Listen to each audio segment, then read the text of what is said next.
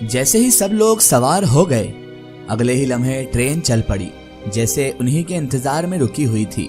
Train چلتے چلتے پہلے کی طرح زمین سے فضا میں اڑنے لگی۔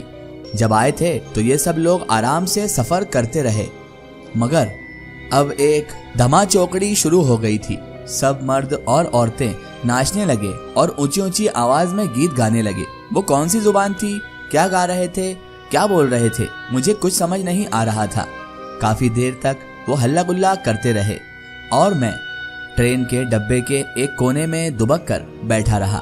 پھر وہ سب ایک دم خاموش ہو گئے اور اعلان ہوا کہ اب دلہن اپنے ہاتھ سے تمام مردوں کو مٹھائی کھلائے گی اور دلہا سب عورتوں کو مٹھائی کھلائے گا۔ سب لوگ آمنے سامنے ترتیب سے بیٹھ گئے۔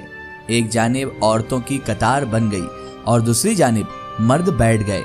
دلہا اور دلہن اپنی اپنی جگہ سے اٹھے اور دونوں نے ایک ایک تھال مٹھائی کا اٹھا لیا۔ دلہا عورتوں کی طرف چلا گیا اور دلہن مردوں کی طرف آ گئی۔ دلہن جیسے ہی کسی مرد کے پاس آتی وہ منہ کھولتا اور دلہن مٹھائی کا ٹکڑا اس کے منہ میں ڈال دیتی۔ اسی طرح دلہا عورتوں کو مٹھائی کھلانے لگا۔ میں مردوں والی لائن کے آخر میں بیٹھا تھا۔ جیسے ہی دلہن میرے قریب آئی اور اس نے اپنے ہاتھوں سے مٹھائی کا ٹکڑا میرے منہ میں ڈالنے کے لیے ہاتھ آگے بڑھایا تو میری نظر اس کے چہرے پر پڑی۔ وہ ایک انتہائی بدصورت اور کرہیا شکل کی عورت لگی۔ اس کی آنکھوں کی جگہ پر ایسے لگ رہا تھا جیسے دو دہکتے انگارے جل رہے ہوں۔ اس کے نتھنوے سے شوں شوں کی آواز کے ساتھ ہلکا ہلکا دھواں بھی نکل رہا تھا۔ اس کا منہ کھلا ہوا تھا اور لمبے لمبے کالے سیاہ دانت نظر آ رہے تھے۔ میں اس کے چہرے کی طرف دیکھ ہی رہا تھا کہ اس کے ہاتھ کی انگلی میرے گال پر ہلکی سے ٹکرائی۔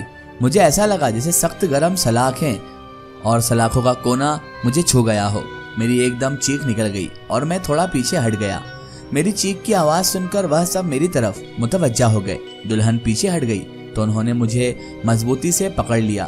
ان کی گرفت سخت تھی، ایسا لگتا جیسے ان کے ہاتھ لوہے کے بنے ہوئے ہیں۔ کسی نے کہا کہ اسے شمور کے پاس لے چلو تو وہ مجھے گھسیٹتے ہوئے ایک بزرگ کے پاس لے گئے جو یقیناً اس خاندان کا سربراہ ہوگا۔ شمور نے بہت غصے سے اور گھور گھور کر میری طرف دیکھنا شروع کر دیا اور اپنے ساتھی سے پوچھا کہ یہ آدم زاد کہاں سے آ گیا تو سب نے کہا کہ پتہ نہیں یہ کب اور کیسے یہاں آ گیا ہے۔ خوف سے میری تھکی بند ہی ہو گئی تھی تو شمور نے حکم صادر کیا کہ اس آدم زاد کو گاڑی سے باہر پھینک دو، یہ کہاں سے رنگ میں بھنگ ڈالنے آ گیا۔ پھر وہ مجھے گھسیٹتے ہوئے دروازے کی طرف لے گئے۔ اب مجھے اپنی موت سامنے نظر آ رہی تھی۔ میں آیت الکرسی اور درود پاک کا ورد شروع کر دیا۔ انہوں نے گاڑی کا دروازہ کھولا اور چلتی گاڑی جو کہ فضا میں جہاز کی طرح اڑ رہی تھی اس سے مجھے باہر پھینک دیا۔ میں تیزی سے نیچے زمین کی طرف گرنے لگا اور ہاتھ پاؤں چلا رہا تھا۔ میرے ہاتھ پاؤں شل ہو گئے تھے۔ میں جو نیچے کی طرف آ رہا تھا میری ہمت جواب دیتے جا رہی تھی۔ پھر اچانک یوں ہوا کہ مجھے ایسا لگا جیسے دو مہربان ہاتھوں نے مجھے تھام لیا ہے اور اب میں ایسے فضا سے زمین کی طرف آ رہا تھا جس طرح خلاباز پیراشوٹ زمین پر اترتے ہیں۔ اب میں بڑے آرام سے زمین پر آ رہا تھا۔ جیسے ہی زمین کے نزدیک پہنچا میرا ذہن تاریکیوں میں ڈوب گیا اور مجھے کچھ ہوش نہ رہا۔ پتہ نہیں کتنی دیر میں نیند یا بے ہوشی کے عالم میں رہا ہوں گا۔ میری آنکھ اس وقت کھلی اور ہوش میں اس وقت آیا جب ٹرین کے انجن کی تیز ہارن کی آواز میرے کانوں سے ٹکرائی۔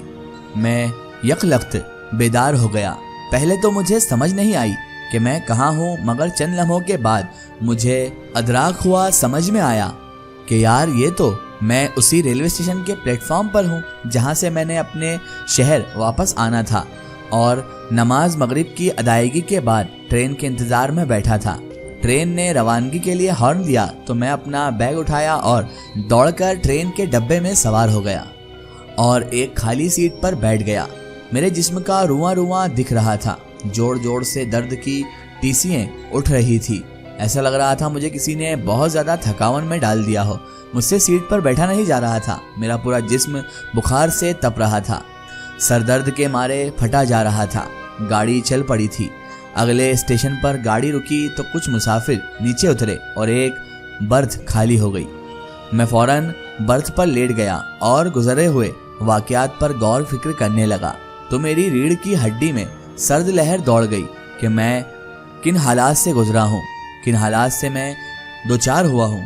مجھے سمجھ میں نہیں آ رہا تھا کہ وہ سب حقیقت تھی یا کوئی خواب۔ کیسے وہ میرے ساتھ ہو گیا اور کیسے میں ان حالاتوں سے گزر گیا، مجھے کچھ بھی سمجھ میں نہیں آ رہا تھا۔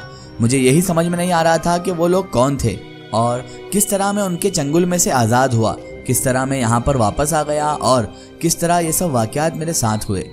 میں نے آیت الکرسی، دیگر آیات مبارکہ اور درود پاک کا ورد کرنا شروع کیا تو مجھے کچھ سکون محسوس ہوا، مگر میرے گال پر جہاں دلہن کی انگلی ٹکرائی تھی وہاں بہت سخت جلن اور درد مجھے ابھی بھی محسوس ہو رہا تھا۔ جسم پر کوئی سخت گرم لوہا یا کوئی اور چیز لگنے سے جلنے کے بعد جو شدید جلن ہوتی ہے، اسی طرح کی جلن مجھے اپنے گال پر محسوس ہو رہی تھی، اور صاف طور پر لگ رہا تھا کہ مجھے اس واقعات کو حقیقت ماننا ہوگا، ورنہ میرے گال پر مجھے اس طرح کی جلن محسوس نہیں ہوتی۔ بہرحال گاڑی ایک اسٹیشن پر رکی تو پتہ چلا کہ یہاں ٹرین کا 20 منٹ کا اسٹاپ ہے۔ میں ہمت کر کے گاڑی سے نیچے اترا اور اس اسٹیشن کی مسجد میں وضو کر کے نماز عشاء ادا کی تو کافی حد تک میری طبیعت میں سکون آ گیا۔ مجھے بھوک بالکل بھی نہیں تھی، لہٰذا میں نے پانی کا ایک گلاس پیا اور برتھ پر لیٹ گیا۔ گاڑی کب چلی مجھے نہیں معلوم، کیونکہ برتھ پر لیٹتے ہی مجھے نیند آ گئی تھی۔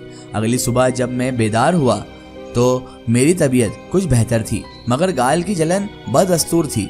خدا کر کے گاڑی میری شہر پہنچ گئی تو میں نے اپنا بیگ اٹھایا اور ریلوے اسٹیشن سے باہر آ کر رکشہ لیا اور اپنے گھر جانے کی بجائے سیدھا اپنے پیر صاحب، اپنے مرشد سرکار کی خدمت میں حاضر ہوا۔ سلام اور ان کی قدم بوسی کے بعد کچھ بولنے لگا تو انہوں نے ہاتھ کے اشارے سے روک دیا۔ فرمانے لگے، مجھے سب کچھ معلوم ہے بیٹا، تم پر کیا بیتی۔ پھر فرمانے لگے کہ خوش نصیب ہو جو جنات کے درمیان اتنی دیر رہے اور اس جن زادی جو کہ دلہن کے روپ میں تھی اس سے بال بچ گئے۔ اگر تم وہ مٹھائی کھا لیتے تو بس۔ پھر اتنا کہہ کر مرشد خاموش ہو گئے۔ پھر فرمانے لگے کہ اللہ تعالیٰ کا لاکھ شکر ہے بیٹا کہ تم جنات کے چنگل سے بحفاظت نکل آئے۔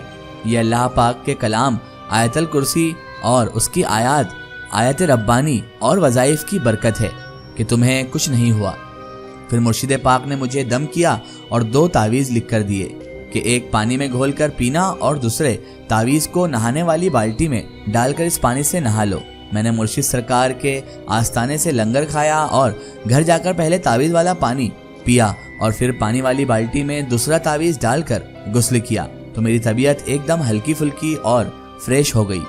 گال کی جلن بھی اب ختم ہو گئی اور وہاں جو گانا میری بائیں کلائی پر باندھا گیا تھا وہ ابھی تک بندھا تھا۔ میں نے وہ کھول کر رکھ دیا جو آج تک میرے پاس ہے، مگر میں نے کبھی وہ دوبارہ نہیں باندھا کیونکہ مجھے اس سے بھی خوف آنے لگ گیا تھا۔